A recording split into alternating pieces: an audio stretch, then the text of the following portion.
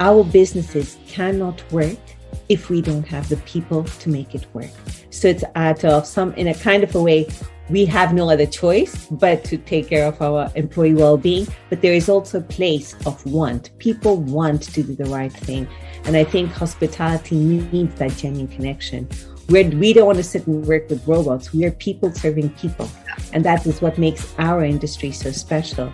Hi everyone, welcome to Now Boarding, a new travel podcast by me, Payal Nair. Hi everyone, welcome to another episode of Now Boarding. Today I'm in conversation with Sonal Uberoi. Sonal is based in Madrid. She's the founding director of Spa Balance Consulting. She's also an author. She's authored 2 books. The first one is How to Open a Smart Spa, and has recently released a second book, which is called Wellness Asset. Am I correct? Yes, the wellness asset. The wellness asset. And future-proof your hotel.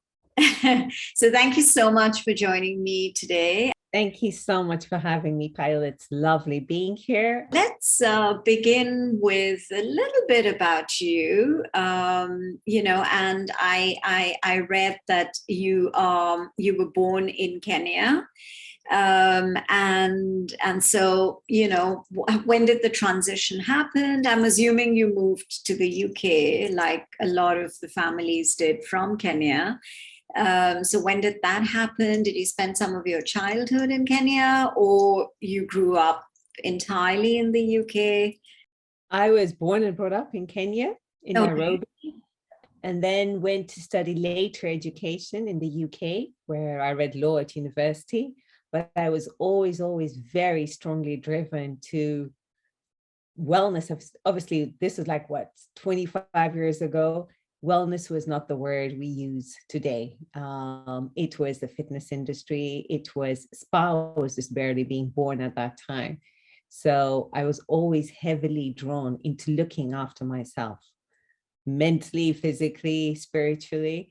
And while at that time, wellness was not an industry of its own, or it didn't have that social currency that it does have today.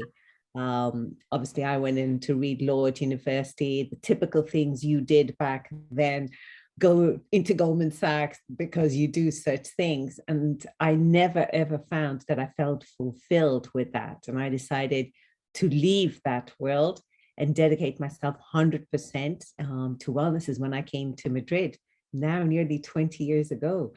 And I actually joined the Reebok Sports Clubs. I was a fitness junkie. I loved working out. And I was wondering, okay, how can I work out for free and also being in this ambience? And I asked them for a job and they gave me the commercial director role. And then after that, they gave me the spa director role. So that's how I got into managing day-to-day operations in what's in some shape or form a part of wellness. And from there, when you're in the right path, life just takes you. So what exactly does Spa Balance as a consulting firm do?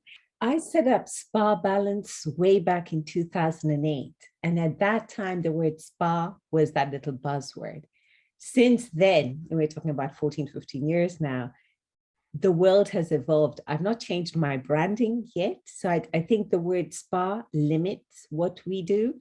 Yeah. What we do at Spa Balance is we're a boutique consultancy specializing in wellness concepts for hotels, be it luxury hotels, mid-scale, or even low cost, different budget or budget style hotels. We design the wellness concepts for them. And in some places, in some hotels, that might look like a state-of-the-art gym, a full-blown spa facility, with also the mind-body activities. That's for some hotels. In other hotels, it just could be a mindful breakfast, mindful meditation. It looks very different. Wellness is very unique, and each hotel has a very different reality. And we design these wellness concepts. We help them implement them, and we also make sure they have success with these wellness concepts. It's one thing having a concept and implementing it. It's quite another thing seeing it through to success. Yeah. So that 360-degree focus on the business and the actual concept is what we focus on. What we have added new is the focus on well-being of employees. Normally that is a role that human resources has taken on, and they continue to take that on. But I think here is where the wellness director, the director of wellness of any hotel, should now be heavily involved in not only promoting the wellness business, and that's predominantly spa, which is a revenue generating aspect, but also the well-being of the employees. And I think this is where the next step is. It's not always that financial aspect when it comes to the concept. It's also how well the people are who are delivering these landmark experiences. Yeah, it's important. So you think that over the past few years, it's sort of evolved, and hotels and, as you mentioned, mid-range or luxurious hotels, or even the small scale hotels or boutique hotels, they're all now beginning to understand the importance of not just the commercial aspect of it, but also the well-being of the employees, so that they are able to then deliver better and communicate better. So you think that there has been a shift in the past few years? Hospitality is not a sexy industry to go into at times. Long hours, you cannot work from home when you want to. You are working when everyone else is having fun. It's it's not for the faint-hearted. We all know that. And now the pandemic has shown even more the value of being with your loved ones. So pulling 12-hour shifts, 10 days in a row is, it's something of the past. And we have been forced, because we've had a huge talent drain, not by choice, but we've had a huge talent drain. And now to get people back, because things are picking up and they're only going to pick up even more, to actually draw people back into the industry, we need to change the way things have done. We had a past, it worked. Now the future means we cannot put employee well-being on the side burner. We have to make employee well-being, we have to put it front and center. It is incredibly important. And yes, it's part like inertia. The market is leading us that way, but it's also pure survival. Our businesses cannot work if we don't have the people to make it work. So it's out of in a kind of a way, we have no other choice but to take care of our employee well-being. But there is also a place of want. People want to do the right thing. And I think hospitality needs that genuine connection. We don't want to sit and work with robots. We are people serving people. And that is what makes our industry so special. Absolutely. So what kind of, just very briefly, some of the programs that you have introduced to help in the well-being of the employees of the hotels. I think you're now, correct me if I'm wrong, but you are now working with the Four Seasons Hotel, right, in Madrid? Okay. Yeah. So then we can talk very specifically about your role there in terms of the kind of different programs that you may have introduced to help in developing that aspect of the employees, in helping them with their physical, mental, whatever well-being. I've only been with the company 6 months, so it's been very little time to go and implement. But what we have done is there's that strong focus on employee well-being right from the onboarding process, from when they actually get in here. And we're also working together with employees, understanding what are their well-being needs. Your well-being needs might be very different from mine, and they might be very different from someone else. The idea is reaching them where they are right now and offering them the tools to actually look after themselves.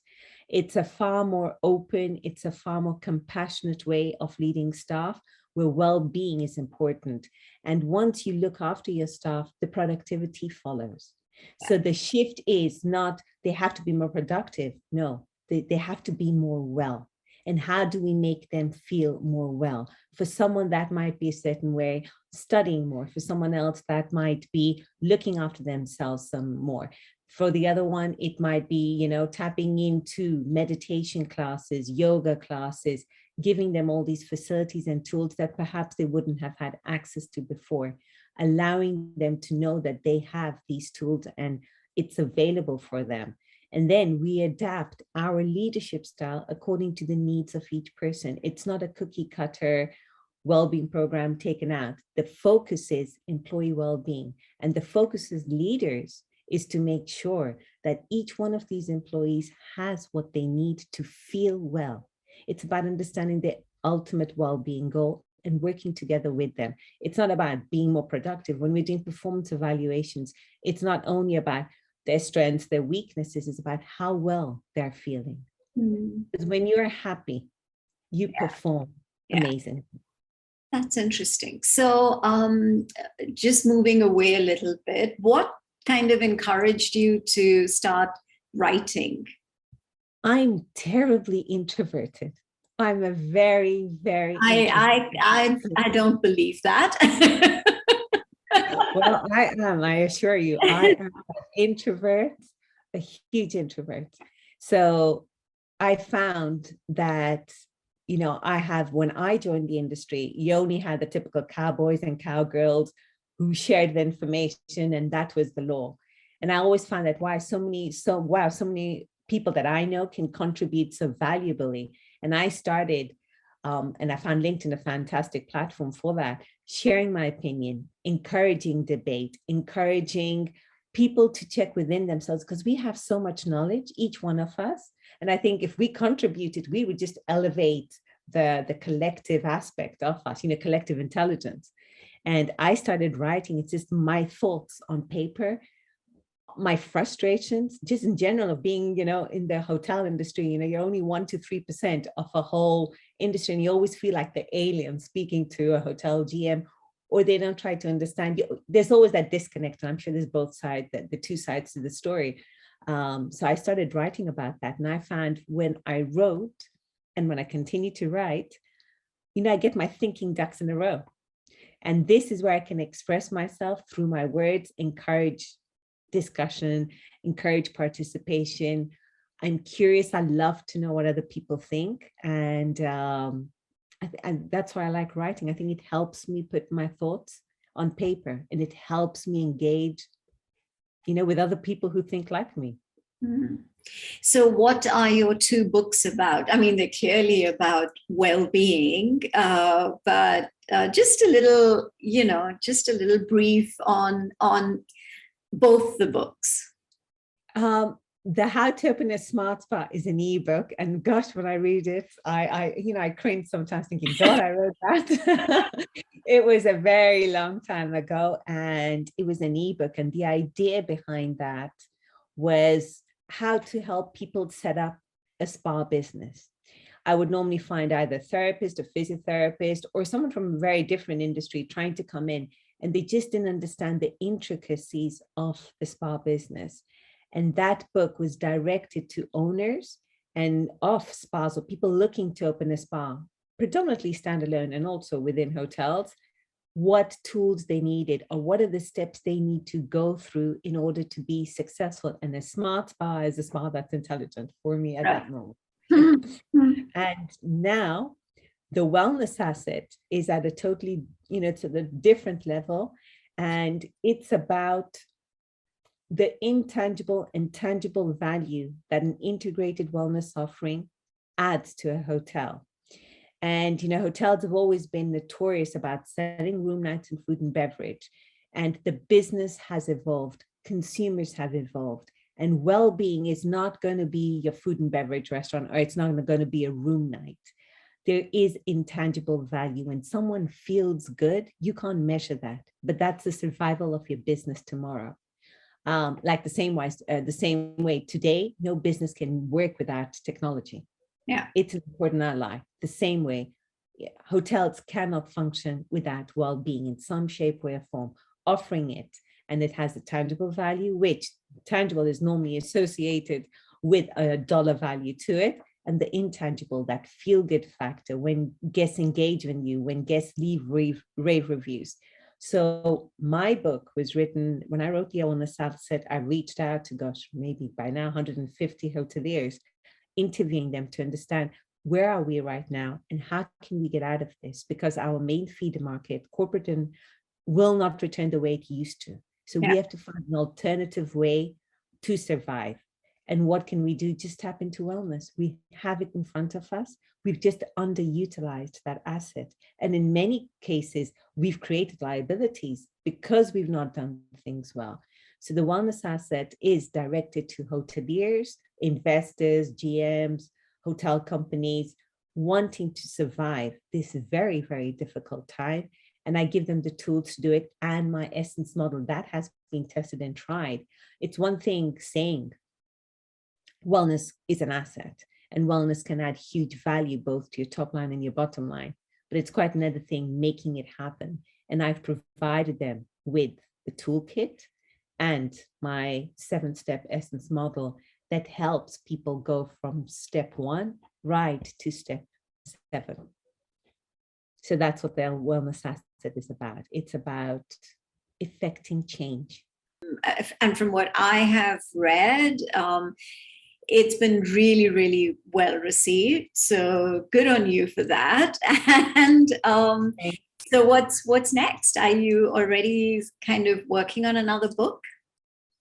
I am. It's in the cooking. I'm actually working on it, giving it kind of shape. But writing a book's a lot of work. I can assure you. I spent a lot of time writing the wellness asset. And I want the next book to be equally powerful, equally inspiring.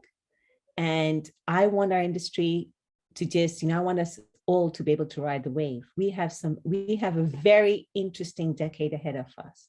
Yeah. And we are so privileged. We are so lucky to be in it now. We're recreating everything. And this, you don't get opportunities like this very often in life.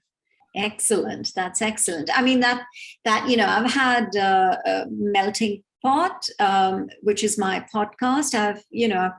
I've published more than 130 episodes, but and which is why I felt like, okay, it's got its niche, it's got its followers, subscribers, listeners, all of that, viewers, but I wanted to also add to the conversation, like you've mentioned, and which is why I decided to launch another show called Now Boarding, which is, again, very, very specific to the environment, to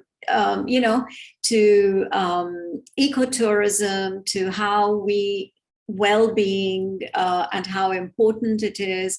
And so, which is why, conversations with people like yourself and all the other guests that, I have been chatting with, I feel my platform, it's not going to make a huge difference, but even if it's like a small percentage, it matters, and if I can use my platform to do that, why not?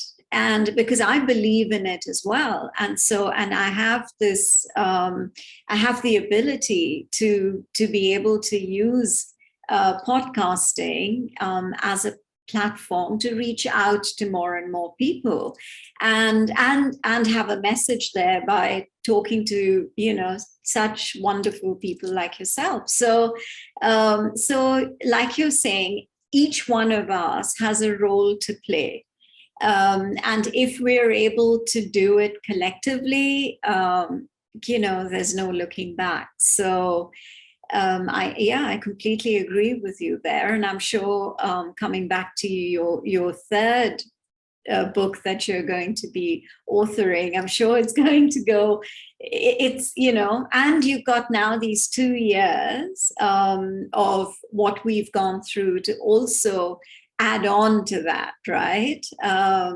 So I think, I'm really happy that we were able to have this conversation. I know we've been trying to do it for a while. And I was hoping while I was in Spain we could have, but anyways, it's never too late. So I've really enjoyed talking to you, Sonal. Thank you very much. Thank you so much. It's been an absolute pleasure being here and talking with you and sharing insights. Thank you so much. Thank you and good luck. Good luck to you too. Take care. Thank you. You too. Bye. Bye. Bye. Bye. Hope you enjoyed this episode of Now Boarding, a travel podcast. Check out other episodes on Spotify, Apple Podcasts, Google Podcasts, or wherever else you listen to podcasts. And of course, don't forget to share your thoughts with us. Stay tuned for more exciting episodes only on Now Boarding, a travel podcast.